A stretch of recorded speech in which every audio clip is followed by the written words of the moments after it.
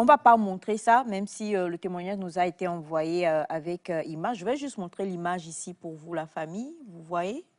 Est-ce que vous arrivez à voir? Bonjour et bienvenue. Ici, nous analysons et nous partageons des connaissances et des réalités de vie les plus marquantes pour en tirer des clés de compréhension, d'inspiration et d'action. L'extrait que vous allez suivre est présenté dans un cadre éducatif, informatif et réflexif. Tout cela dans un environnement souple. Installez-vous bien et n'oubliez pas, ce n'est pas ce qu'on entend qui change une vie, mais c'est ce qu'on en fait. Merci, à tout à l'heure.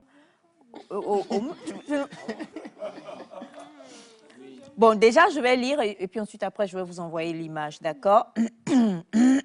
Excusez-moi. Il revient à l'improviste à la maison et surprend sa femme dans son lit chez lui avec un autre homme en plein acte sexuel. Il les a fait asseoir en sueur avec seulement une couverture pour se couvrir, d'où la photo. Puis a appelé les parents de l'homme ainsi que ceux de sa femme. Il a également appelé la femme de l'homme avec lequel sa femme faisait pour qu'ils viennent tous savourer la scène en question. Ils sont mariés depuis 9 ans avec 3 enfants. Le mari lui a construit un mini-market et l'a mis à sa disposition, sans oublier une voiture pour son déplacement et une camionnette pour son commerce. Ils vivent dans leur propre maison, une belle villa avec tout ce qu'il faut à l'appui pour qu'elle ne manque de rien.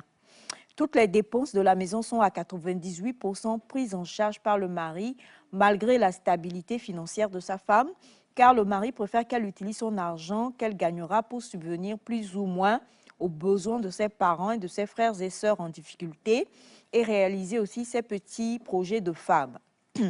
L'acte sexuel est très bien au rendez-vous comme il le faut, même la nuit d'hier et d'aujourd'hui matin. Ils ont encore eu à le faire avant que le mari ne parte au boulot, mais voilà comment cette dernière le remercie. Voilà.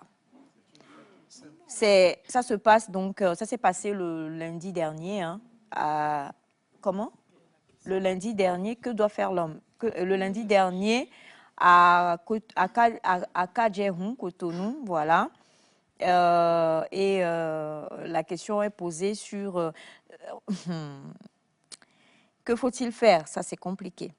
Merci d'avoir suivi ce contenu avec nous. Si vous avez été interpellé, n'hésitez pas à partager vos réflexions avec nous en commentaire. Abonnez-vous pour ne rien rater à des prochaines analyses et discussions. Gardez à l'esprit, chaque parole peut devenir une source de transformation si elle est bien comprise et bien appliquée. À très bientôt.